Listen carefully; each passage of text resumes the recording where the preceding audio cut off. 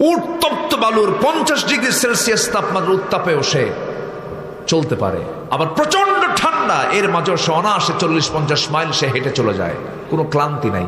সুবহানাল্লাহ বলবেন না? শত শত কেজি মাল বহন করে সে চলছে। এবং উটের কুজ আছে, উটের উচানা কুজ যেটা আছে, এটাতে থাকে হলো জরুরি চর্বি, মানে রিজার্ভ কিছু চর্বি থাকে। খাবার যখন না পায় তখন ওই চর্বি সে তার ক্ষুধা নিবারণ করে নেয়। জোরে বলে সুবহানাল্লাহ।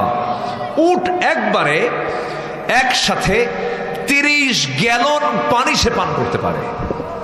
30 গ্যালন পানি সে পান করে, কিন্তু রক্ত ফেটে যায় না।